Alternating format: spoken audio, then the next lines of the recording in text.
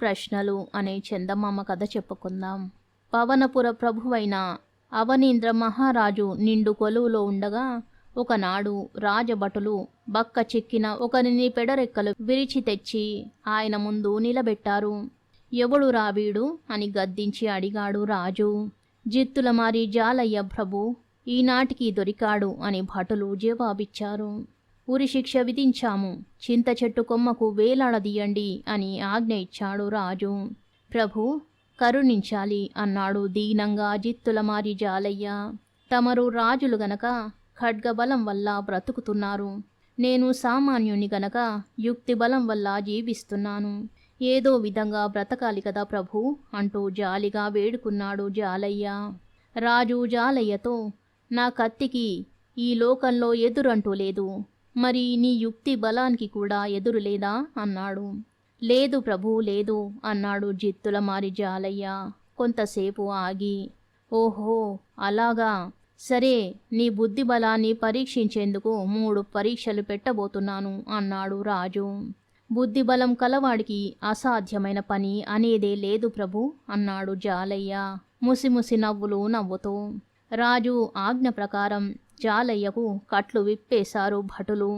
రాజు వాణ్ణి కోట బురుజు మీదికి తీసుకుపోయి దూరాన పొలం దున్నుతున్న ఒక రైతును చూపించాడు. ఆ రైతుకు తెలియకుండా అతడి కాడి ఎడ్లను కాజేయాలి, ఇది మొదటి పరీక్ష అని చెప్పాడు. రాజు వద్ద సెలవు తీసుకుని జిత్తులమారి జాలయ్య బయలుదేరాడు. పొలం పక్కనే ఉన్న అడవి లోపలికి చడి చప్పుడు లేకుండా జొరబడ్డాడు. అక్కడనే దాక్కుని గొంతెత్తి శ్రావ్యంగా పాడసాగాడు. ఆ పాట చెవిన పడేసరికి పొలం దున్నుకుంటున్న రైతు దున్నడం ఆపి అంత శ్రావ్యమైన పాట ఎక్కడి నుంచి వస్తున్నదా అని నలుమూలలా చూడసాగాడు. ఎవరూ కనబడకపోయేసరికి ఎడ్లను వదిలేసి తన్మయత్వంతో అడవిలోకి జొరబడ్డాడు. ఇందుకోసమే ఎదురు చూస్తున్న జిత్తులమారి జాలయ్య అడవిలో నుంచి బయటపడి సరాసరి ఆ ఎడ్ల దగ్గరకు వచ్చాడు. మొలలో నుంచి కత్తి తీసి ఆ ఎడ్ల తోకలు కొమ్ములు కోసేశాడు. వాటిని అక్కడే భూమిలో కాస్త బయటికి కనబడేటట్టు పాతేసి ఆ మొండి ఎడ్లను అడవిలోకి తరిమేశాడు. ఇంతట్లో రైతు అడవిలో నుంచి యువతలకు వచ్చాడు. ఎంత వెతికినప్పటికీ అడవిలో ఆ పాట పాడే మనిషి కనబడకపోయేసరికి ఎవడో దారి తప్పిన గంధర్వుడే ఆ గానం ఆలపించి ఉంటాడనుకుని మనస్సు సరిపెట్టుకున్నాడు. ఇంతకంటే చేయగలదేముంది? సరాసరి తను దున్నుతూ ఉన్న చేను దగ్గరికి వచ్చి చూస్తే ఎడ్లు లేవు. కానీ భూమి లోపల నుంచి కొంచెంగా ఎడ్ల కొమ్ములు తోకలు కనబడుతున్నవి. ఇంతలోకి జిత్తులమారి జాలయ్య కూడా అక్కడికే వచ్చాడు. ఏమీ తెలియనట్టు సంగతి ఏమిటని రైతును అడిగాడు. రైతు జరిగిందంతా చెప్పాడు. అందుకు జాలయ్య, ఒకవేళ భూమిలోకి కూరుకుపోయినవేమో తోక పట్టుకుని లాగుదామా అని సలహా ఇచ్చాడు. పాపం ఆ రైతు బయటికి కనబడుతున్న తోకలు కొమ్ములు పట్టుకుని గుంజేసరికి అవి కాస్త చేతుల్లోకి ఊడి వచ్చాయి. తన ఎడ్ల జత కింద ఉన్న ఏదో బురద గుంటలో దిగబడిపోయి ఉంటుందనుకుని దేవుడా అంటూ ఇంటికి మరలిపోయాడు. కోట బురుజు మీద నించుని ఇదంతా కనిపెడుతున్న అవనీంద్రుడు జాలయ్య బుద్ధిబలాన్ని మెచ్చుకున్నాడు. కాసేపటికల్లా జాలయ్య వచ్చాడు. జాలయ్య, నీ బుద్ధిబలం గొప్పదే. 2వ పరీక్ష విను.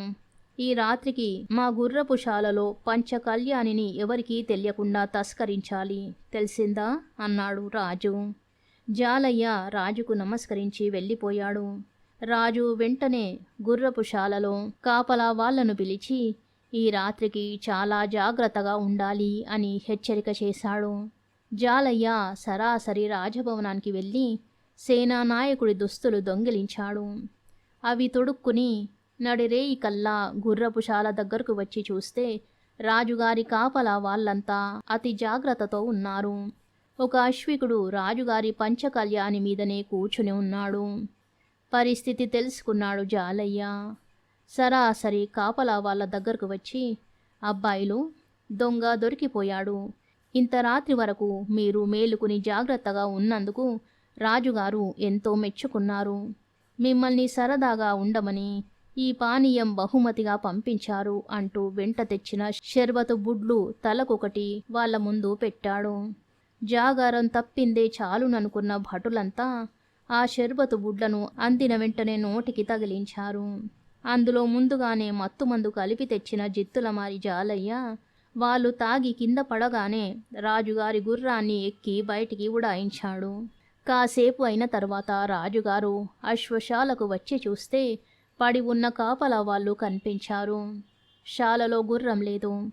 అంతగా ముందు జాగ్రత్తలు తీసుకున్నా ఇంత మోసం జరిగిందేమిటా అని అనుకునే తంతలో గుర్రం మీది నుంచి జాలయ్య రాజుగారి ఎదుట దిగాడు. రాజు తెల్లబోతూ, జాలయ్య, ఇక ఆఖరు పరీక్ష చెబుతాను విను. రాణిగారి వేలి ఉంగరాన్ని ఆమె మేలుకొని ఉండగా అపహరించగలిగితివంటే నిన్ను క్షమిస్తాను అన్నాడు.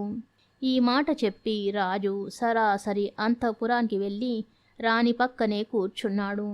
పహరా వాళ్లను హెచ్చరించే ఉంచాడు. గంట సేపైన తరువాత హఠాత్తుగా ఎవరో వస్తు నాలికిడి అయింది. పిట్టగోడ దగ్గరకు వెళ్ళి రాజు కిందికి చూశాడు. పిట్టగోడ వరకు ఒక నిచ్చెన ఆనించి ఉన్నది. ఆ నిచ్చెన మీది నుంచి ఎవరో మనిషి పైకి ఎక్కి రావడం కనిపించింది. ఇంకెవరు, జిత్తులమారి జాలయ్యే అయి ఉంటాడనుకొని ఆ చీకట్లో సరిగ్గా గుర్తించకుండానే రాజు నిచ్చెన ఒక చేత పట్టుకొని ఆ మనిషిని రెండో చేతితో నెట్టేశాడు.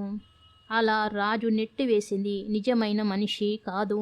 జాలయ్య సరిగ్గా తన వంటిదే ఒక గుడ్డ బొమ్మ తయారు చేసి నిచ్చెన మెట్ల మీదకు ఎక్కుతున్నట్టు బొమ్మను తాడుతో లాగుతున్నాడు. తను నిచ్చెనకు ఒక పక్కగా నించుని ఏం జరుగుతుందో అని వేడుక చూస్తూ ఉన్నాడు. మనిషి అనుకున్న ఆ బొమ్మను కిందికి నెట్టివేయగానే రాజు మెట్లు దిగి వచ్చేశాడు. ఇది గమనిస్తూనే ఉన్నాడు జాలయ్య.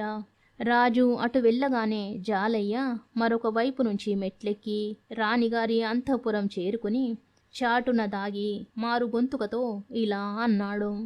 పాపం అనుకున్నంత అయ్యింది. జిత్తులమారి జాలయ్యగాడు నిచ్చెన మీది నుంచి పడి చచ్చాడు. ఇక నీ ఉంగరానికి ప్రమాదమేమీ లేదు. అయినా కొన్నాళ్ల వరకు ఉంగరం పెట్టకు. ఉంగరం పెట్టుకు నిద్రపోవడం మంచిది కాదు. ఇటుతే దాచేస్తా అన్నాడు.